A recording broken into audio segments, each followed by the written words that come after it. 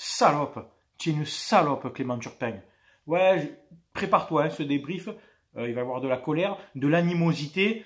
Et je vais pas mâcher mes mots. Hein, si tu veux un débrief stéréotypé, t'as d'autres chaînes. Ici, hein, c'est authenticité et nos langues de bois. Clément Turpin, tu es une salope. Salutations à toutes et à tous. Steve, supporter of Marseille. Ici, on va parler football sans langue de bois, je précise encore. On va débriefer ensemble ce match. Stade Rennais, Olympique de Marseille. 15e journée de Ligue 1 Uber Eats. Défaite 2-1 là-bas. C'est parti. Bon, on était sur une bonne série à l'extérieur. En championnat cette année. Et invaincu depuis plus d'1 an, il me semble, si je dis pas de bêtises. Et il a fallu qu'un arbitre, une pourriture, une merde, hein, je te le dis, une merde, nous arbitre encore à charge. Tu n'as pas d'impartialité, Clément Turpin, tu n'aimes pas l'OM, on le sait. Tu es un être humain, donc tu as tes sentiments, tu as tes ressentis, et tu n'es pas le meilleur arbitre de Ligue 1. De toute façon, il n'y a pas de meilleur arbitre de Ligue 1. Les arbitres de Ligue 1 sont globalement mauvais. Et toi, tu es le meilleur des mauvais. Voilà ce que tu es, Clément Turpin. Ce genre de faute là, ce genre de carton que tu ne mettais pas. Ouais, désolé, je parlais de vous, mais je suis obligé, c'est le plus bel exemple. Ce genre de carton que tu ne mettais pas aux joueurs de l'Olympique Lyonnais, hein, pendant des saisons, parce que ben c'est comme ça, tu avais sûrement des préférences, peut-être qu'à un moment tu avais des consignes aussi. Et là, bizarrement, sur la journée d'hier, on prend un carton rouge rapidement, nos concurrents directs ont comme par hasard des pénaltys, et joue à 11 contre 10 contre Lorient et Brest. Comme par hasard, enfin bref. Je vais pas rentrer dans la paranoïa. Je vois que on n'est pas arbitré pareil. Et tous les haineux et haters qui viendront m'insulter cachés derrière leur écran, je vous pisse au cul. Tu me vois, moi je m'affiche, je vous pisse au cul. Tous les haters, les haineux, les jaloux qui se cachent, hein, comme je dis, et qui n'affichent pas leur visage, et qui n'ont pas l'objectivité de reconnaître qu'on se fait piner depuis des années. À chaque fois qu'on a été bon dans le championnat, on se fait piner. L'année Bielsa, on s'est fait piner des points. L'année Garcia, on finit 4e avec un record de points. Certes, on n'a pas gagné des gros matchs, mais il y a eu des matchs où on s'est fait voler des points aussi. Et c'est à chaque fois pareil, quand on tourne bien, on se fait baiser des points. Désolé pour la vulgarité, tu veux que je te le dise comment? Alors le plan de jeu, c'était un 4-4 de losange qui marche depuis des semaines. Donc Villas-Boas le remet avec Mandanda dans les buts. Je vais commencer par toi, Steve Mandanda. Désolé, ça va choquer certains. T'as pas été bon hier. Sur le premier but, c'est quoi ce placement? Déjà, t'es sorti. T'as raté presque. T'es sorti. Tu t'es mis en danger. Tu ne sais pas sortir. Tu n'as plus l'explosivité, la vitesse pour aller sortir. Reste sur ta ligne. Hein, prends les ballons aériens sur corner quand ils sont bien hauts, que tu as le temps. Mais tu n'as pas l'explosivité que peut avoir, malgré que je n'aime pas, un Lopez de Lyon ou de celui qui était à Toulouse. Là. Bref, tu me rediras le nom. Un très bon jeune gardien. Bref, tu ne l'as pas ça. Voilà. Donc, reste sur ta ligne, c'est bon. Et puis, sur le premier but, c'est quoi ce placement? Tu es à moitié sorti, tu laisses la cage grande ouverte. Tu dois au moins fermer l'angle sur ton premier poteau pour avoir la possibilité au moins d'essayer de te jeter. Non, tu as laissé toute la cage grande ouverte. Alors, Balerdi se fait prendre à la tête, certes, mais putain, ce placement.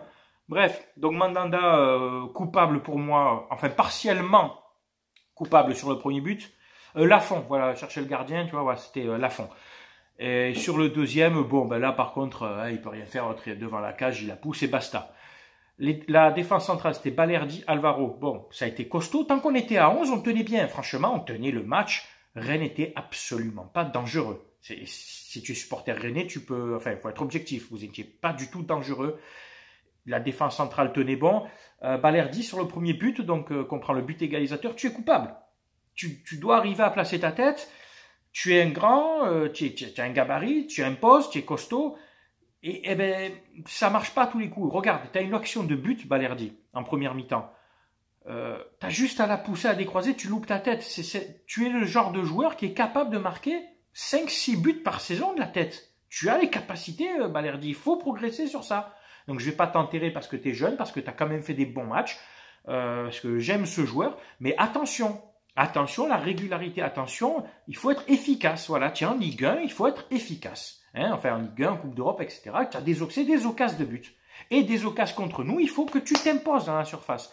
Ce but égalisateur, peut-être parce qu'il a un poil plus d'expérience, qu'à l'état-quart de la tête se fait pas prendre, tu vois. Mais ça va venir. Enfin bon, sur le deuxième but, ni Alvaro ni Balerdi sont impliqués, puisque c'est Camara qui est au duel à la tête. Après, c'est remisé sur le joueur de Rennes. Et Camara, on en parlera après. Pas bon le jeu de tête. Les latéraux, Sakai commençait à faire un bon match aussi.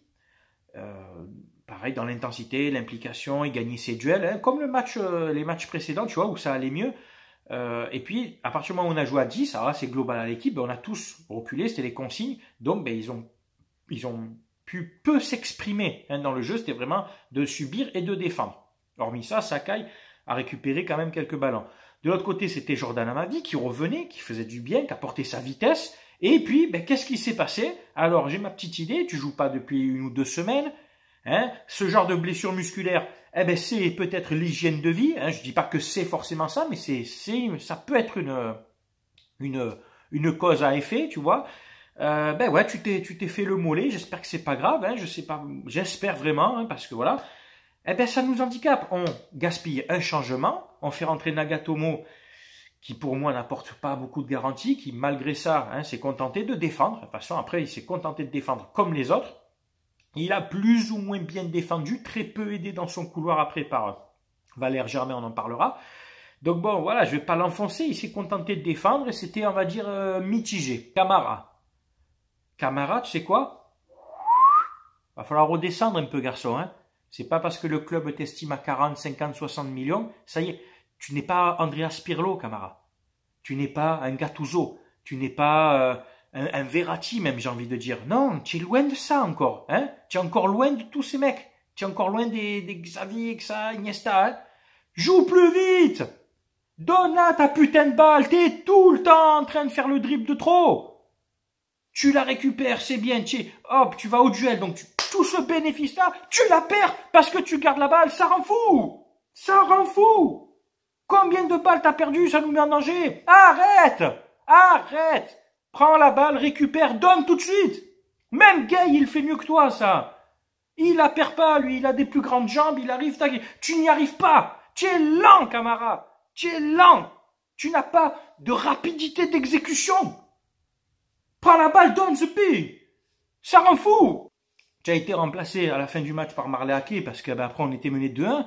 Mais tu sais quoi? Mais je t'aurais sorti avant, au bout d'un moment, parce que quand on était à 10, tu étais avec Rongier devant la défense. Ouais, c'était les consignes, donc, mais vous avez rien récupéré. À un moment donné, il faut monter d'un cran, il faut aller chercher les ballons. C'était donc Rongier et Gay qui étaient à côté de toi.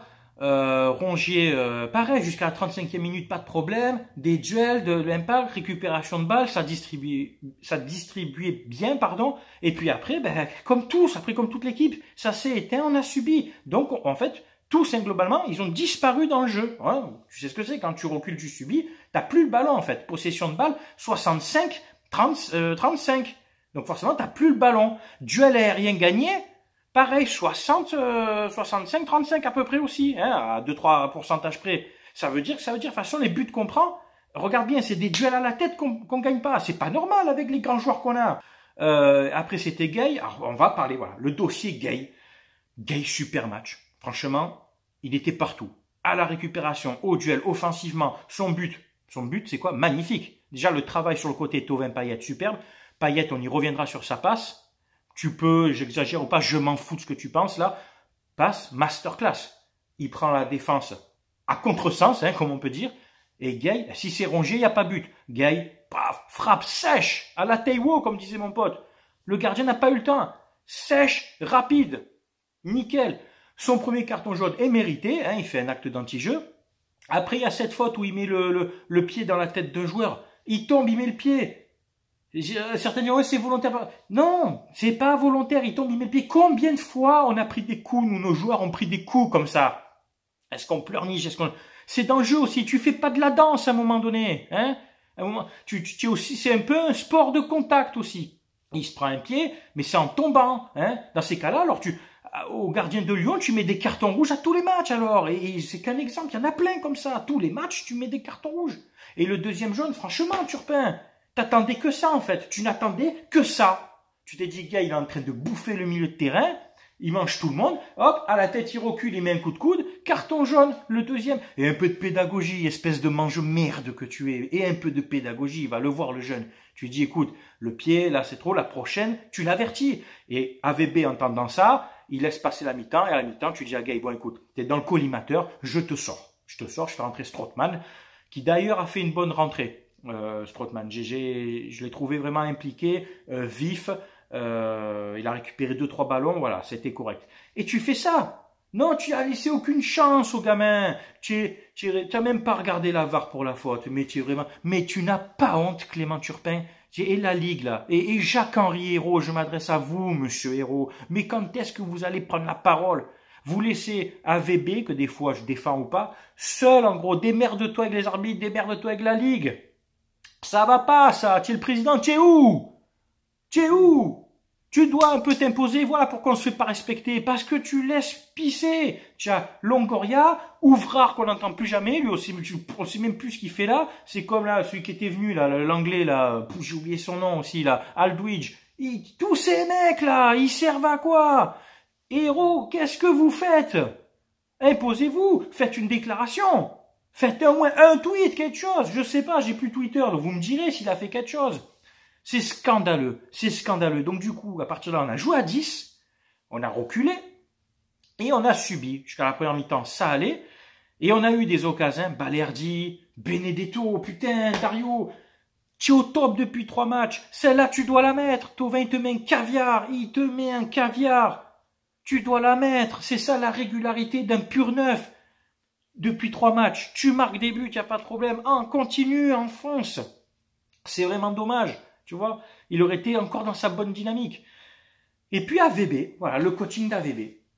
Il fait rentrer Germain à la place de Benedetto. Le mec, tu sais qu'il va planter s'il reste. Même à 10, il est capable. Là, il est dans une bonne dynamique. Tu mets Germain en espèce de faux piston gauche pour soulager Nagatomo. Il n'a rien soulagé du tout. Il est nul, au duel physique, Germain. Il est nul. Il prend pas un ballon. Il a le gabarit de ma télécommande. C'est une chips. Il se fait bouger de partout. Qu'est-ce que tu fais? Mekawi à la limite. Mekawi, qui est un pur gaucher, il sera sur son côté gauche, il défend mieux. Il sait garder le ballon au moins, il a un peu de technique, Germain, il n'a plus rien. Juste il court. Tu sais quoi? Putain, et pourtant je l'ai cassé. Qu'est-ce qu'il a manqué Morgan Sanson en fait sur ce match? Je te jure, le chien fou qui court partout. Il me met Germain. Il sort Benedetto, il me met Germain. C'est du coaching de fragile, ça. Quel message t'envoie ton équipe? Payet devant tout seul. Non, non, Benedetto devant avec Thauvin. Et je sais pas, tu faisais...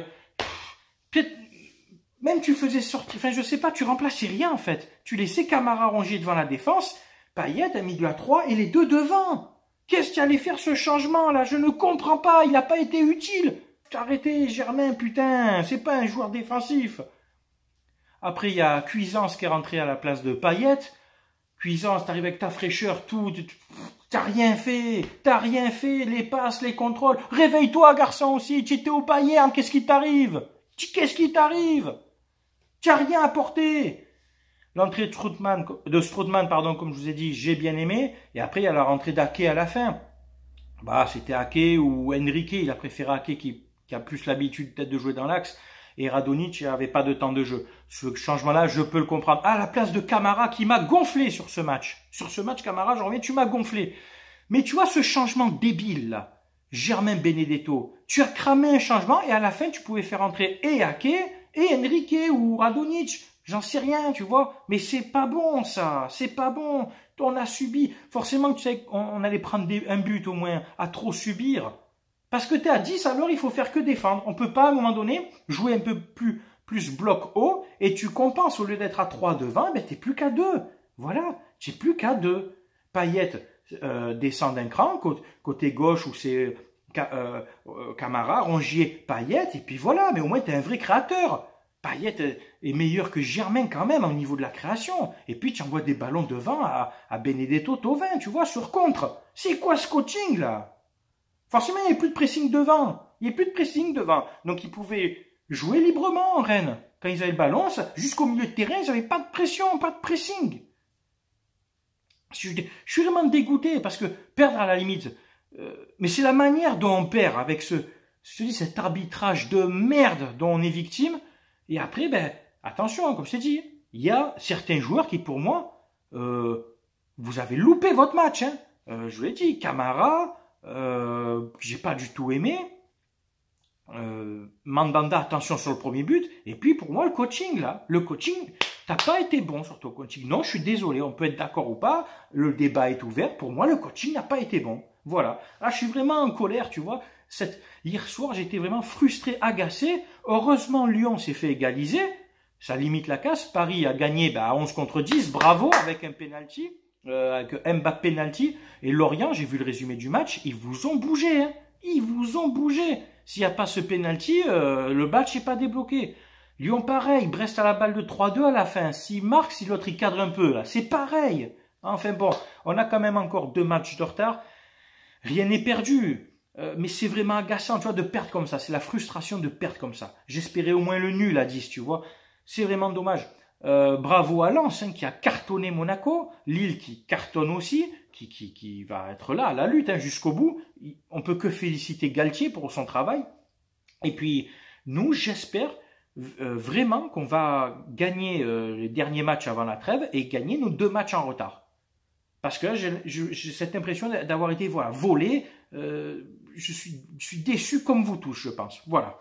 Enfin bon, rien à dire de plus sur ce match. Désolé pour un peu mon agacement, mais tu vois, c'est entier. Il n'y a pas de il n'y a pas de retenue, tu le sais.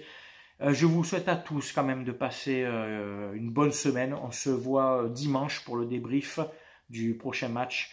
C'est OM Reims, si je dis pas de bêtises. Si je dis une bêtise, je suis désolé, tu me reprendras. Voilà, c'était Steve, supporter of Marseille. Portez-vous bien. À très bientôt. Ciao, ciao tout le monde.